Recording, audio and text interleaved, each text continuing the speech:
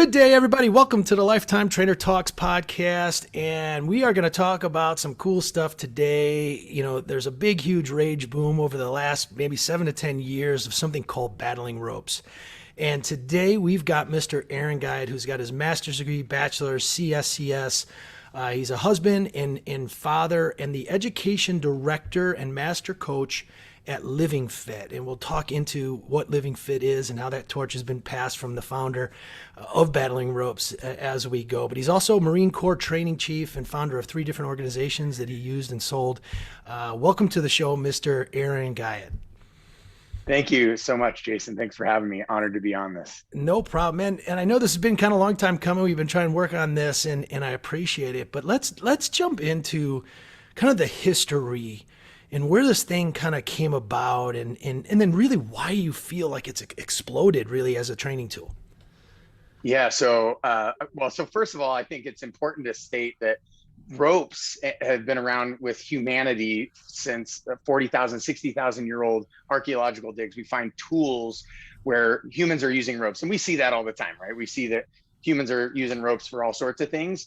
But it wasn't until late 2006, 2008, where John Brookfield was basically trying to figure out ways to preserve his velocity, his high amount of velocity. And this guy, I mean, John Brookfield's a freak of nature, just an incredible human being, incredible feats of strength. But he wanted to figure out ways to preserve or keep, right, have endurance for these high velocity things. So he came up with ropes, and then he single-handedly brought that into the industry as a tool to keep velocity at a high level for long periods of time, and using waves, right, and these ropes to mimic that. And so he was in like NFL teams. He went to NFL teams. He went toured around with Perform Better, taught with Perform Better, did all of these things. And then, of course, I learned from him around that time. I was down in Southern California. He was at a Perform Better, and we invited him into the gym that I owned. We invited all sorts of experts with all sorts of different eclectic and mainstream ideas or whatever, and to learn from him. And clearly this was eclectic. I got smoked. I saw this kind of old man, and I thought, if he can do it, I can do it, kind of a thing. And I was young, 20s, like way too much ego, right? Way too much pride going on there. And he was actually explaining the ropes while he was doing alternating waves, or battling ropes is what he called it, right? And he wasn't even breathing heavy. He was just explaining it. So I thought, man, if this guy can do that, I can do that. I got on the ropes. 10 seconds later, I died. And I was like, okay, there's something to this. What is this? But for me, so I learned his level 1. I took his level 2, learned from him. But what I couldn't do is quantify ropes. I couldn't quantify the waves. I couldn't quantify, all I could do is I knew that it could make you mentally tough, and I knew that it could teach you endurance by keeping the same velocity of your wave heights and wavelengths over a certain period of time. But that's really all I had. And for me, I need an evidence-based approach, and I want to actually glean from science, because we have biology and physiology that follows these scientific principles. So how can I give this to my athlete, my Olympian, my stay-at-home mom, my stay-at-home dad, my middle managers, my youth? How can I give it to them if I can't quantify the output that it's creating, if I can't quantify the adaptation that it's creating?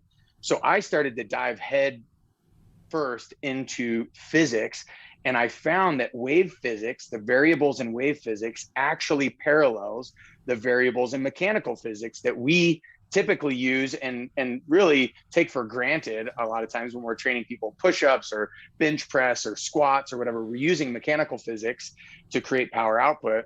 Force times distance over time equals power output. And so I thought, man, if the waves mimic that, if wave physics mimic that, can I program with that? And so then I started programming using that model, and it was working.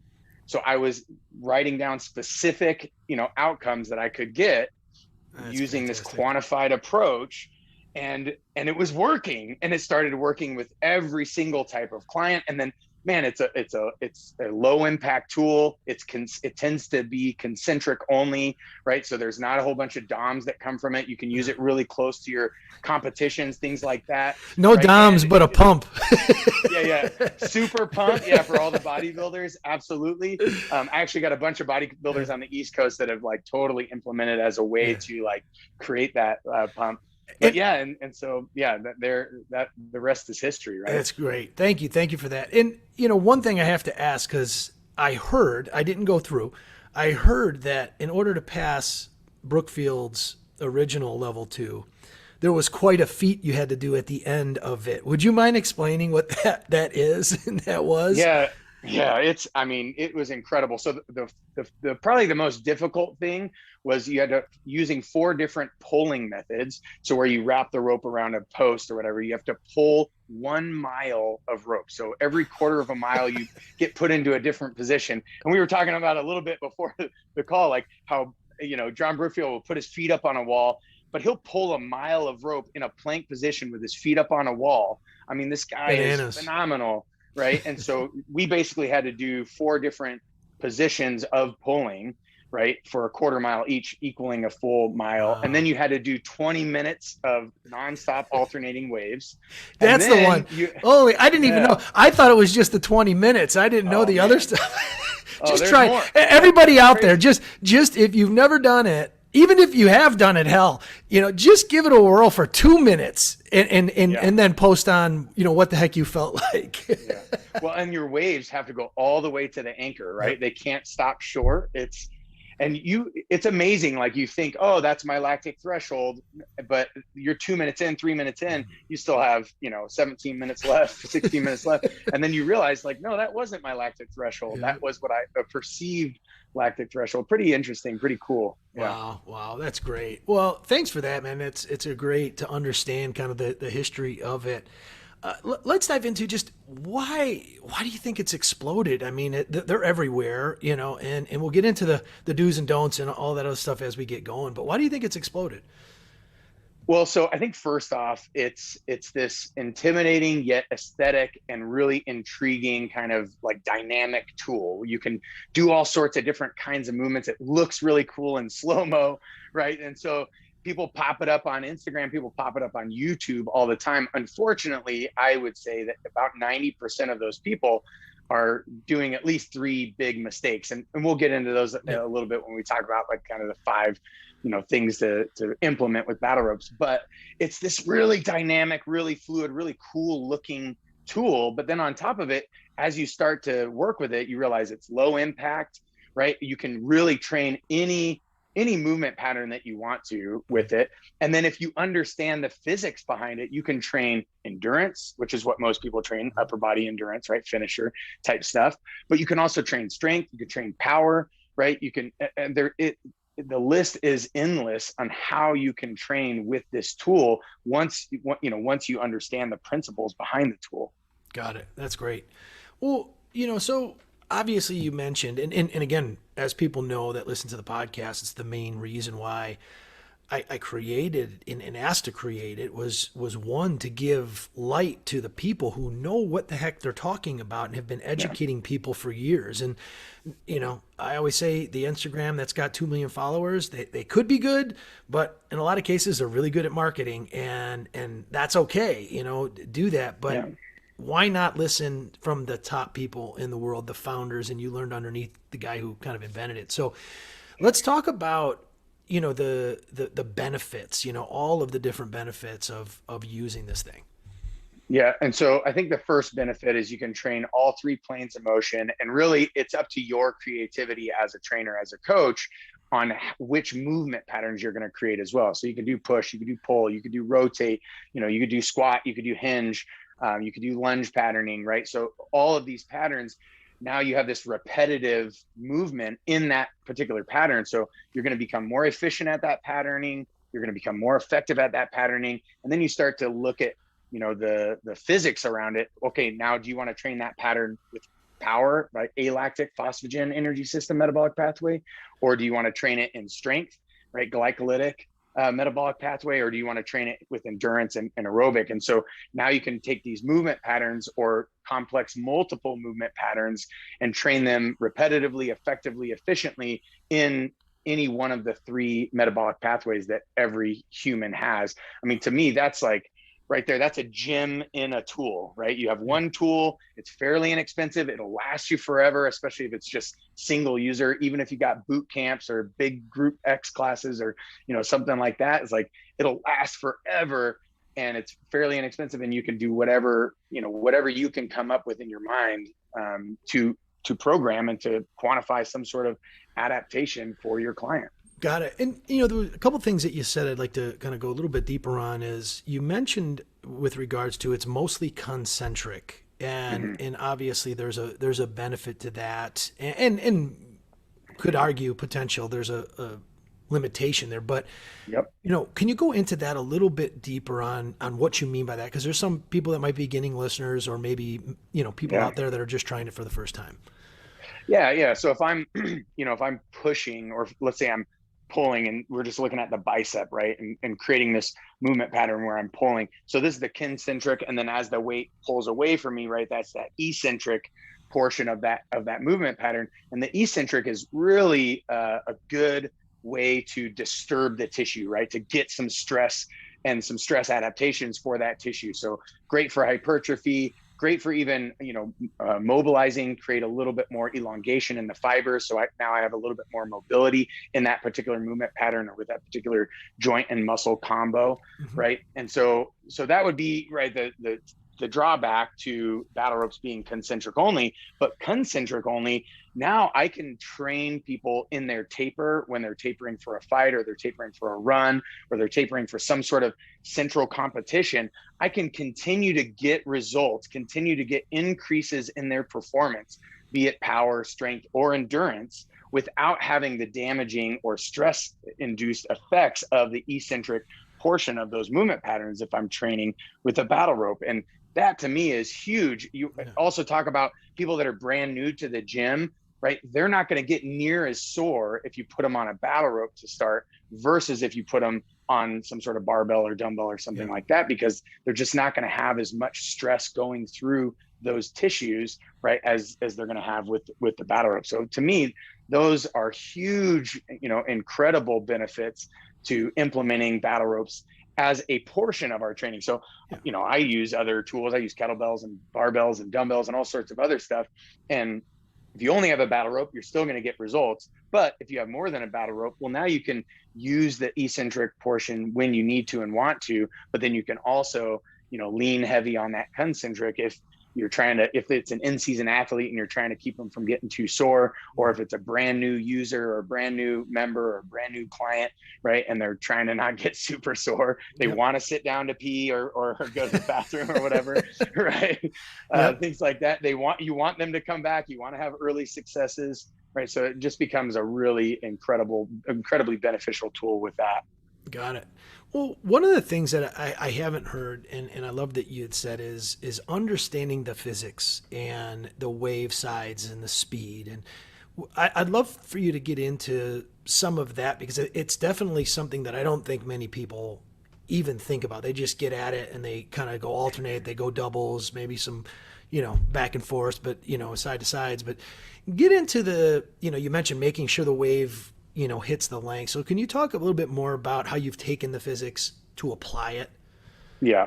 And I think it's probably beneficial to start with the lay person in mind, right? The person that you don't want to bore them with the deep science, right? Yeah, you just want to give them results. And so the easiest way to explain it is, most people think the further you step back, the more force you have to apply. But actually, the further you step back, the more it mitigates your movement, the more you actually have to start maybe rounding your back. You have to stick your butt out too far. You have to really like counter all of the pressures and the stresses that are happening with those waves. It's actually, as you take a step forward, it's like putting another plate on the barbell, right? So every step forward, you're adding tons of mass, right, to that equation. Or tons of load or tons of intensity, if you want to think about it that way. And then the body will figure out how to self-regulate to get those waves to go all the way to the end. So a lot of times beginner users, they'll feel this intimidation because, oh, my wave didn't go all the way to the end. Well, that's awesome. That's a perfect place to start, because next week your wave is going to go 6 feet further, and that's an early success. And now you're stoked. And once your waves do reach the anchor, right, now we can start stepping forward to continue that progressive overload, right, that we want in order to continue to get adaptations from those tissues in those movement patterns or with those particular muscle groups, or whatever way you're programming, whether it's, upper lower programming or body part programming or movement programming, that's in the trainer, in the coach, they come up with that programming. But now I've got this tool that I can add weight on simply by taking small little steps forward, right? And now I'm having to move much more mass of that rope, having to use speed to move that, having to use the distance of my hands going higher, right? Creating bigger movement patterns to be able to get those waves to go all the way to the end of the anchor. Got it. That's great. So again, to kind of recap that, it's as you move forward, there's more of it kind of laying on the ground. There's, so it takes more power, more force generation in general to get it off and go, versus stepping back where there's less in the ground and you're throwing the wave out. And then making sure that you whip it enough so that the full wave at over time gets all the way to wherever it's anchored is kind of the key pieces. Yeah, exactly. It's that, that was my first mistake when I was discovering the wave physics of it, is I thought it was the full length, when actually it's just that singular wave creates a singular iteration of power output, just like a curl. I come up, I come down. That's, that singular iteration, that single rep of, power output that I'm using to either increase my reps or increase the force with those reps. So same thing with the waves. It's like every wave is a rep, right? Every wave creates that single iteration of power output. So, a way to measure it is, first, my waves are going to try to make it to the anchor. Once they make it to the anchor, then I'm going to start stepping forward, right? Because each one of those kind of progressive overload steps is more power output, more force generation, more, right? Okay, sweet. And we'll get into some programming, as I'm sure that all leads into how you program properly for it as we go. But I want to start to dive into, before we get into the how to, let's get into the how not to. And what you mentioned, a lot of people doing some things wrong, 2 or 3 things. Can you talk about the most, the things that you've seen that basically say, nope, that's not the way that we want to go at this? Yeah, so it's cool. You could do like 3 biggest mistakes and then kind of 5 best practices, right? To not only lose those biggest mistakes, but correct those biggest mistakes, but then start to position yourself properly so you can get the most out of this rope. So the 3 biggest mistakes are: you over grip because you have too much tension between you and the anchor, right? So too much tension, you have to over grip, and then you got to stick that booty way out in the back to counterbalance, right? That over gripping and that too much tension. Well, also what that does is that tends to round the shoulders or put a lot of undue strain on the low back for people that don't know how to hold proper positioning with their butt sticking out. So all you have to do to fix that is just take one single step forward. So one step forward, if I'm gripping the ends of the rope and my hands are down at my sides, that rope should touch the ground at about where my toes are, right? And so one step forward, hands at your side, rope, foot, ground, all in the same place. And then from there, now I actually have room to do all of the different movement patterns. So not only room to move, but then, so that would be the 4th thing. So room to do all these different movement patterns. But then the 5th thing, so as I'm actually moving, right, I've got a way to gauge, okay, I can now step forward to create progressive overload, or now I can watch my waves progressively go further down that rope. So when we're in that position, we want to stand up nice and tall in this living, thriving position versus reinforcing the couch, computer, car, cell phone that we're constantly in, right? Where we're rounded back and, all that stuff. So one of the biggest things I'm hearing that is the incorrect way that people do it is just bad posture, bad form, bad posture. And you gave some tips to be able to kind of correct that. Yeah. Is there anything else, whether it's grip, how they're holding it, where they're holding it, some other things that you've seen done incorrectly?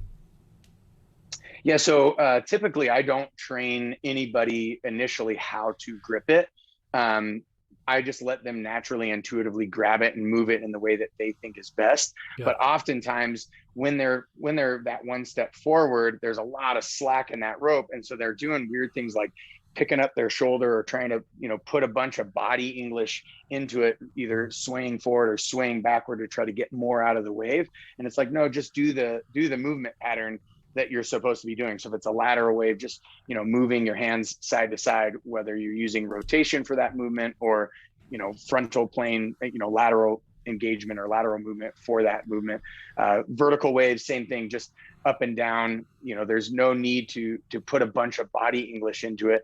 If the waves aren't going all the way down, right, have no fear. Just continue to try to go faster. Use speed as the thing to improve it. So much like if you watch people crawl, a lot of times they'll do this weird ipsilateral crawl where the right hand goes with the right foot, and nobody walks like that. Nobody crawls like that.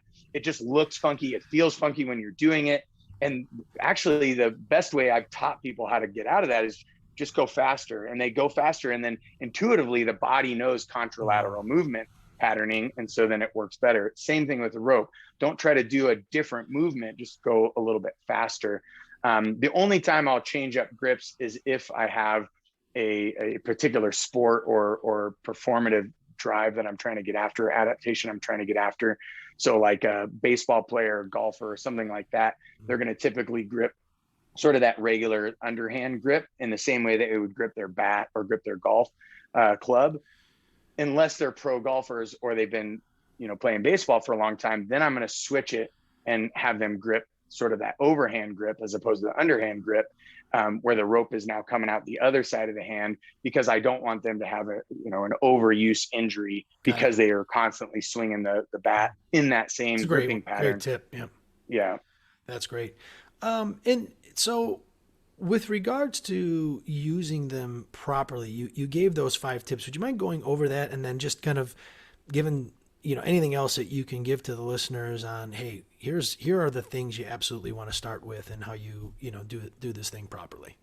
Yeah. So pull all the tension out of the rope, take one step forward, stand up tall, stay tall even when you do your movement, right? Hands at your side, so the foot and the rope and the floor should all meet in the same place if your hands are at your side. And then from there, you're just gonna do the proper movement, right, that you're supposed to be doing. So whether it's alternating waves without putting a bunch of body English into it. So those are kind of the 5 ways to keep away from the 3 biggest mistakes and to put you in a perfect starting point. And then from there, then it's the creativity of the trainer and the coach to come up with what movement patterns are we, training, what muscle parts or body parts are we trying to, improve in terms of endurance or strength or power, right? And then now you can start programming accordingly to get those results. Yeah. And would you say that it's a bit like, some people have boxed before, did a martial art in the fact that when you first learn, you're pretty stiff and you're kind of slow and stiff. And then all of a sudden over time you relax and you can generate more power. So would you say that is a common thing too, where when you say body English, it's kind of the body being real stiff as opposed to loose like a whip. Is that correct? Yeah, 100%. Yeah. As I mean, just in any movement, right? You watch a baby learn how to walk for the first time. It's like jerky and weird, and they're doing all sorts of extra things that they don't need to do. Yeah. Fast forward 2 years later, they're just walking like pros, like they've been doing it for 2 years straight. So same thing with ropes, right? The more you get some reps going in those, the more the ropes will tend to correct the mover themselves. Like if your waves look poor, look weird, look like they aren't working, you feel weird, chances are you're probably just not moving that well. But you do a few reps in a single session. I've watched people go from really clunky body English bad movement to really fluid, really relaxed, like you said, relaxing in that boxing, right? And being able to now generate way more power. And now we can start to program with that. Yeah. Love it. Sweet. Well, what I'd also like to talk about, obviously, whether you're looking to purchase them or they're at the club or facility studio that you're at, there's various different types that you see. I mean, I see real short ones now. I see long ones, different weights, different diameters and thickness, different materials. Would you mind going through some of the fundamentals, from that perspective of what to look for and how would I choose one over the other? Yeah. First and foremost, I mean, they should all be 50 feet, or I don't know what that is in meters, but approximately 50 feet in length. And the reason being is a lot of people are like, oh, well, I don't have that much room. Well, you can always make a 50-foot rope shorter, and then you can start to, feed a little bit of that length and create some slack in your smaller space when you start progressive overloading. What you can't do is take a 40-foot rope or a 30-foot rope and make it 50. Yeah. Right. So that's just impossible. You can't, you'd have to duct tape new rope on there. It would just be ridiculous. Right. So always start with a 50-foot rope, because that's going to be the rope that's going to allow you the most progressive overload, and the most progress, even if you're in small spaces. And then on top of that, always start with 1.5 inches. I've been able to humble the strongest power lifters, the strongest strongmen, the strongest bodybuilders, male and female, that have come through my gym or come through my courses with 1.5 inches thick 50-foot rope. And all you got to do is just get them to take a couple more steps forward, and then they're starting to gas. And I was that guy too. I was like bodybuilder, power lifter, as my sort of hobby or whatever, my side hustle passion. And I got smoked in like 10 seconds when I first did it, because I underestimated the rope. And that's most of them as well. It's a new thing, so it's really, really difficult. So the other two are braided rope versus triple strand twist. Well, triple strand twist, if you're doing any sort of circular type waves, which you will start to do the more you start to uncover all the different versatility of the rope, it will actually start to undo those triple strand twists. And that's basically when you see the rope kind of twisting down. The other part is when I create a vertical wave with that, it actually starts to take that wave and move it a little bit with the twist, because that force is actually coming down in that twisting pattern down the fibers of the rope. So I would always recommend a braided rope. But the problem with the braided rope, unlike the triple strand twist, as it starts to abrade, or as it starts to get abrasive and it starts to come undone a little bit, the braided rope just looks a little bit trashier than that triple strand twist, because it gets fuzzy and gross and weird if you're using it on a rough surface. But if it's a smooth surface, like basically any Lifetime that I've been to, they've got those nice smooth either wood floors or rubber floors, rubber flooring and or tile. Those are all great surfaces. But if you're using it on like a sidewalk or outside or something like that, you're going to want to get a covering. And so some sort of canvas covered rope is going to make that rope last way longer, especially outside. Keep the fibers from being injured, so to speak, by not only abrasiveness of the surfaces, but also like sand and rocks and dirt and twigs and things that get inside of the fibers and start to break the fibers down. Got it. So the covered ones, is there something to look for and not? Is there certain coverings that's worse than the others, or anything that you've seen from that perspective? So we at Living Fit, we went through 3 different manufacturers, and then 5 different shipping companies or whatever that use those 3 different manufacturers. And we searched high and low for the very best. But typically, if you're, this is maybe betraying us or whatever, but typically if you're getting a canvas cover, it's going to be a solid canvas cover that, most everybody is using. What you're now starting to see come on the scene, but you didn't see a year and 2 years ago, is that braided rope. And that braided rope, it doesn't have that twist, so the force goes down, I think appropriately to the particular movement pattern that you're doing. The other thing is you'll see like weird handles, right? So again, typically that heat shrunk handle is going to be best, but it's not good if there's no glue inside of it. So a lot of times they'll do a heat shrinking, plastic wrap, almost like a shoelace or something, right, on the end of that rope, but really big. But if there's no glue in it, so a lot of times if you buy a cheaper rope, you get a cheaper rope, right? I Yeah. mean, it's pretty much buy once, cry once kind of a thing, right? Yeah. Is probably going to be a good model for getting a longer lasting rope. What's the price range that you've seen, that the higher quality stuff that lasts a bit longer? Yeah, it's going to be in that once it's around that $100 mark, and sometimes up into the 200s, that's what the braided ropes were going for. But now that there's so many more braided ropes on the market, you're starting to see that fall a little bit. Got But it. once you reach about that $100 threshold, that's going to be typically at least your higher quality ropes for Perfect. sure. Perfect. Perfect. Well, one thing too, before we kind of move into some more how to and how not to program some ways for it, is anchor points. Yeah, that's And perfect. that's something I don't think we hit on, whether, you see people kind of anchoring it wherever, Yeah. sometimes mostly low, but, can you go high, and what is the difference, when you start to change the anchor point? And so would you go through kind of the fundamentals of what to look for and how to anchor? Yeah, I mean, the only time I would anchor high is if I'm doing some sort of rope pulling. So if I want to do a standing rope pull or standing rope, press or whatever, where I'm just doing endless tricep extensions or something, or Yeah. endless curls or something, Yeah.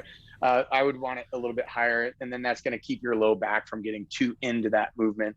But you can go low. My favorite anchor point is going to be your 4 inch, whether it's PVC pipe. Remember, it can melt if you're doing some sort of pulling through it. But so typically, like some sort of steel or some sort of metal Okay. anchor point that's 4 inches wide, and that's going to keep that center of the rope where most people are going to do doubled ropes, right? Where it's wrapped around, and that halfway point is going to have a ton of force going through it. So if it's 2 inches or skinnier, what I have found is that starts to tear up your rope, and you don't want your rope to be cut in half, especially if you're running like big group X or Yeah. I know you guys have like the Alpha program where there's lots of people using that equipment, all the time. That's going to typically destroy your rope really quick. But the solution to that isn't, hey, let's put in these 4 inch anchor points. All you got to do is get a strap, so a nylon strap. So we sell nylon straps with carabiners, and you can wrap that around now anything. You can wrap it around a tree, you can wrap it around a pipe, you can wrap it around a rogue rack, or any sort of other squat rack or rack, even a rower or a bike or Yeah. whatever else. You can wrap it around something that's heavy enough to hold it there. I'll use like sandbags or things like that if I don't have anchors, or get a bunch of kettlebells or get a bunch of dumbbells and wrap that canvas strap. It's basically like a seatbelt strap, right? With two looped ends, Yeah. hook it in, and now you run your rope through that. And so then it's the strap that gets destroyed, but the strap's like $5, $10, no big Yeah. deal. I can just buy another one of those after a year or 2 years Brilliant. instead of a whole new rope, right? Got it. One other thing too, I think it's important is, so many people, when they see it being used, I would say 95 to 99%, it's a double arm, it's a, single, or I should say alternating, or both arms at the same time. But you mentioned several times of the pulling. And I know that a couple of times when I've tried, anchoring it, it kind of gets locked up. So, Mm-hmm. would you explain first, the pulling and kind of what conceptually that is? Obviously, we Yeah. don't have it here to show them, but to help them understand that there's different ways to use it outside of just the typical wave. And then how do you anchor that? Yeah. Yeah. So that's where you're going to need that best practice is that 4 inch anchor point Mm. that's smooth and metal, because now you can wrap it once, and get a little bit of resistance, wrap it twice and get a ton more resistance, 1.5 times, half time, all of that. You can start to play with your wraps, and that creates more resistance or less resistance. But if it's going around like a 2 inch, anchor, or if it's going around a strap, or if it's going around something that's square or a tree or something like that, that's where it's going to get caught up and bind and keep you from being able to actually pull smoothly. And that's on the Even with poles. That's not on exactly the pulling. waves. Yeah, that's on the poles. Okay. Exactly. That's just pulling. Those are kind of like the exception. If you're going to do pulling, you're going to want to have that 4 inch, and you could even buy like just a 4 inch PVC pipe from Home Depot, throw it on a barbell or something, and put your barbell on a couple of plates, Yeah. and that's going to work okay. It's not going to be best, but it's going to work okay for the short term. But yeah, typically that 4 inch pipe going into the floor, right? Smoothed off flanges or whatever, bolts or whatever, no Yeah. exposed bolts. That's going to work the best for pulling. And pulling is rad because now I can pull in any pattern. I can pull in any direction. I can pull, using more upper body, more lower body, more rotation, more hinge, more squat. There's a ton of different ways to break down that pull. It opens up a whole new window of versatility. But before you even get there, or even if you don't ever get there, there's so much more versatility in whether it's doubled or single. So I can do single rope, and now I've got a full 50 feet, or I can tie it off at 40 or tie it off at 30, right? That I can do single movement patterns. And so, yeah, typically it's that vertical wave, right? Simultaneous vertical wave or alternating wave. But you could do lateral waves, right? Where you're using rotation. You could do arcing waves. Those are my favorite because it's all three planes of motion used at the same time, using as much tissue from my neck all the way down to my toes to create a rainbow-like arc or a smile-like arc. Right? Or even circles, right? So I can do outside circles, inside circles, doubled outside circles, doubled inside circles. I could do diagonal waves. I can turn around and face backwards and do, in and out waves, or kind of that reverse fly pattern. I mean, you can really start to explore the room with variability. That's great. And so what I'm feeling from the conversation right now too is that the pulling, as you wrap it around and you're pulling it through, is a bit more advanced than what we're doing when you start to do the traditional waves and quote unquote battling ropes. Yeah. And it really is using, now you're not using the wave physics, you're using basically traditional, like pulley, physics, right? Mechanical physics there. So yeah. Mm-hmm. Got it. Well, last two things I want to get into is one, obviously programming, so many people just go and grab it. So would you mind giving some kind of basic, whether it's, work to rest ratios, different, like I said, alternating, and just go through how you would, maybe do a couple of finishers, let's say, with the battling rope, so that they know how to go and take this and apply it properly. Yeah, absolutely. So, first, we always, when we program, again, it's evidence-based and science-based or science-backed training and programming. So clearly, if you understand now how the wave physics works, then now you can understand progressive overload to get somebody stronger or build more endurance or build more power. And so then using that as my progressive overload, stepping forward or stepping back, right? Now I can use time constraints in the same way that I would use time constraints, even if I'm using rep and set protocol, right? So I'm going to do, one rep max. Obviously I'm training power of some sort. Even if it's slow deadlift, it's still, power, right? It's max output. Or if it's like a weightlifting where I'm doing a snatch or a clean or something, right? That's a lot more speed, maybe a lowered weight, but my power output is even higher, right? Than like a deadlift or a squat, right? Because it's so much faster and I'm moving it so much further. Same exact thing applies with the rope. So I say, if you're going to train power, it needs to be 10 seconds or less, in the same way that you would, train explosive power and speed, even in track and field, right? If I'm running, I'm not going to run a mile and say I train power, right? I'm going to run 40 meters or 100 meters, maybe max, right? And that's training power, maybe up to 200 if it's freak of nature, right? So that's a 10-second or less of active motion. What's the recommendation on the rest then? Yeah. So then the rest, again, a lot of people don't know what they don't know. So getting them up to 100% output, that's the harder part, right? That's a coaching piece, right? Can I coach somebody to really evoke and create this 100% or 90% power output from their body?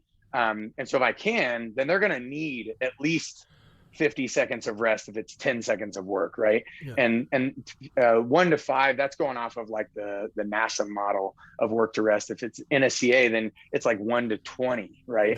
Yeah. And so in both of those, right, we're training different parts of power. One's like kind of power endurance. So how can I reset and still have really high output? Yep. The other is like ultimate absolute power output, right? And so can I get as explosive as possible in 5 seconds? And this is going to be great for your athletes. And I think it's important too, that those two differentiations, because people will bash one versus the other when they're not apples to apples. The ability to generate power over time is super important in a lot of different sports or in life, potentially too. Yeah. So. Yeah. If I'm a fighter, if I'm a soccer player and I need to do a everything out sprint or an everything out, flurry of fists or something. Yeah. Like I need to be able to reset and re-engage with that, right? Because the game continues or the match continues. Yeah. So having that power endurance is totally different, but just as important depending on, what the outcomes you want. Got it. Got it. Okay, so that's for the power side. Yep. What are some other programming tips? Just somebody's coming on, they're a general person, client, Yep. trying to, lose weight and, feel a little bit better, increase their energy, and you bring them to the ropes. Kind of what are you starting with them, kind of rope wise, and then all the way through to kind of work the rest ratio, and for how long? Yes. Yeah. So, typically I'll do one session and a part of one session of power, because power also, we have to remember, is accident mitigation too, right? So if I fall off a curb or step off a curb wrong or something, can I catch myself? Well, if I haven't trained to that expectation, I'm not going to be able to do it. We fall to the level of our training. We don't rise to the level of our expectation, right? Yeah. Good old Archelicus said that. And so the same thing goes. So then I typically, it's 2 days, right? Or a day or two of strength, right? To get a strength base. And then in those same days, I'm also probably going to train endurance at the end of the session, right? Some sort of finisher or whatnot, right? Yeah. And so if they're just coming on, easy one, right? I can do my 10 to 50 for the power. And that's a quick, 3, 5, 10 sets of that. And then I jump into now strength. 20 seconds on, 40 seconds off is a great starter, right? Because now 20 seconds, it's only going to take me 20 seconds probably to find my lactic threshold, especially when I'm first moving those ropes. And that's what you want, right? For strength, whether it's hypertrophy or just getting kind of pure strength, getting stronger, right? You just need to rub up against that, either come up right to it or try to go just a little past that lactic threshold, that muscular failure, rest enough to be able to reset, hit it again, do a couple of rounds of that. And typically I'll go through at least, 3 different patterns. The vertical waves are great for training hinge and squat. So I can show them a hinging vertical wave or a squatting vertical wave. And so it's that triple extension as I come up and come down, also incorporating upper body. But then I always do alternating waves because we're contralateral creatures, right? We walk, we swim, we bike in these contralateral patterns. And so we might as well train strength in these contralateral patterns as well. And then I'll typically do some sort of like circle or arc or something like that, where I'm incorporating a lot more tissues. And again, I'll just use that strength protocol, 20 seconds on, 40 seconds off. If they're starting 3 sets is just enough, right? Because they're like, okay, I'm dying, right? Yeah. So let's move to the new exercise and move to the new exercise. And then with the endurance, this is where I kind of hand the creativity off to the client. I call it running 2.0. It's like, find all the ways that you can create wave-like patterns with this rope and try to surprise me with something that's new and different. And so then they get to have the entertainment and engagement of doing basically flow, but then they're continuously creating waves. And then typically I'll do that 20-second mark, but then I'll only give them 10 seconds of rest. And so, if I have a rest deficit, now it's going to drive them into that aerobic capacity. And if they're like, I don't know what to do, then I just start calling off all sorts of different variables and movements. So it's like vertical waves. Okay, we did that already. Cool. Lateral waves. Oh, we haven't done that. Oh, this is new. This is cool. This is different. Oh, arc waves, rainbows. Okay, cool. Okay, alternating waves. Oh yeah, we've done this one before. Okay, outside circles, and then you can start to list off like 5 or 10 different movement patterns for them to explore. And then you can repeat them because, if you do 5, okay, now let's do those 5 again. Okay, now let's do those 5 one more time. Okay, it's only been, 7.5 minutes, but you're aerobically trained, right? We've actually created a little bit of stress aerobically for you to now get new aerobic adaptations. And then they come back in, and now we can either add more sets or we can add a little bit more time. We could take away some of that rest, right? And we can do that with, any of these. Obviously with the strength, you don't want to take away so much rest that you start training aerobic, right? Aerobically, you want to keep it anaerobic.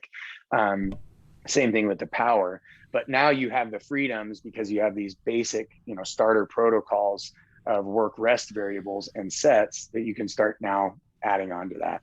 Got it. At what point would you say they can add total time, whether it's more intervals of the 20 on, 40 off, or maybe even going up in length of time? Is there Yep. some, kind of, hey, this is where you need to be in order, in order to move forward?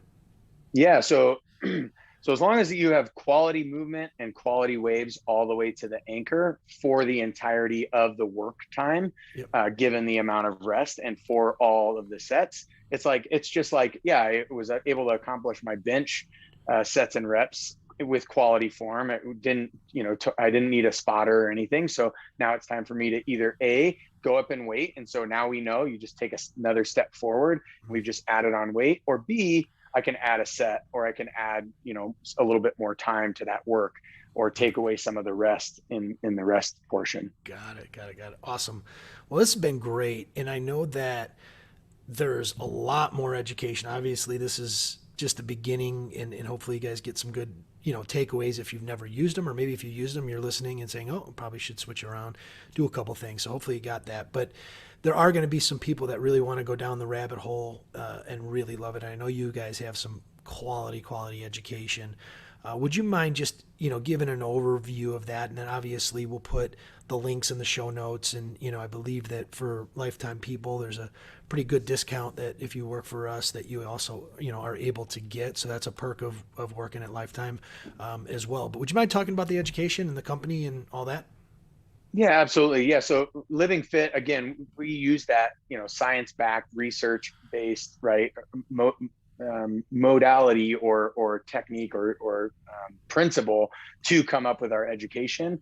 And so we have, obviously Battle Ropes, we were talking about that. So we have fundamentals, which is essentially a 6-hour course. And that goes over all of these fundamentals. So you will feel confident to be able to immediately apply them for your clients, for your members, the very next day or even that day, right?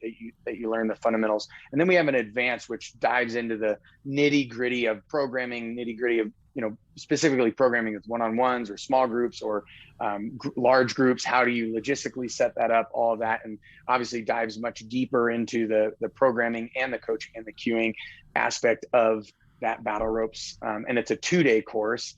And we do the same thing with kettlebells. We have a fundamentals, which here's the basics, and everybody should start there before they do advanced. A lot of people are like, oh, can I jump into advanced? Yeah, but you're going to lose out on the foundational stuff. Even if you understand kettlebells, or even if you've moved Battle Ropes before, you've got to do the fundamentals before you do the advanced. But then what we've done on top of that, we have those fundamentals and advanced for kettlebells and Battle Ropes. And right now we're in the process of doing the same thing for nutrition. But what we've done as well is to back up this material, because I know, like, I went through, a 1-day course or a 2-day course, but then it's like, I don't necessarily have examples on how to practically apply it.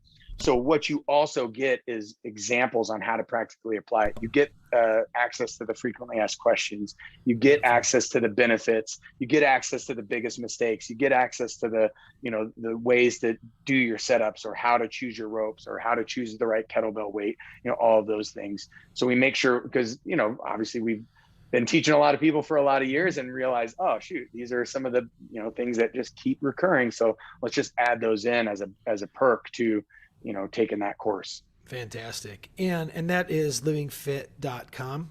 Is that so it's the living.fit, actually. Living.fit. So just Okay. living.fit. There's no .com, no com. It's just living.fit. Fit. Beautiful. Okay. Yep. And again, that'll be in the show notes. So anything else you want to leave the audience with? Just, obviously today's episode is all battling ropes. We are going to do another one with regard to kettlebell as well, because you guys do some really cool things outside of the traditional hard style, which I think is important. I think the hard style is great, but some of the other stuff, the 3-dimensional work, utilizing the tool is pretty awesome too. So we're going to get on that episode fairly soon too. But anything else you want to add? Yeah, I mean, the way the kettlebells and the Battle Ropes works together is like a really awesome Venn diagram, where there's a lot of crossover, and using them both, even if you never touched a battle rope or a kettlebell before, you're going to just be a way better coach. You're going to understand technique at a higher level. You're going to understand programming. You're going to understand the physics behind why to program. So why do I want to quantify these results for my client, which everybody should, right? Want to. And then also with John Brookfield, So he got on a show with me and just absolutely just handed over the torch, essentially, like formally.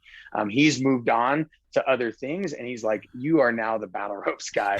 Congrats, man. He's like super proud of what I've done, and I'm just like super honored that he gave me the opportunity to teach, and that now he's given me an even greater opportunity with trying to carry that torch into more places and teach people that, hey, we don't have to have too much tension with our butt sticking way out and too much grip. We can learn to explore a lot more of the versatility of the battle ropes. Oh, fantastic. Well, first and foremost, congratulations, because obviously it's an amazing feat, to have the guy who really kind of brought it to the forefront out there and handing that torch to you. So congratulations to you, the organization. Thanks for, helping us educate our trainers as well as the nation. And obviously, something we didn't even talk about, but I think it's important to say before we go is, whether you're at home, depending upon what the heck happens in the universe, these two tools of a kettlebell and a rope can go a long way in a small amount of time, or a small amount of time and in a small amount of space. So obviously it's there, but if you haven't tried it, give it a shot. Let us know how it goes, and hopefully you got something great out of the episode. So thanks everybody for listening, and hope you guys all have a great day. Thank you so much, Jason. I appreciate the opportunity.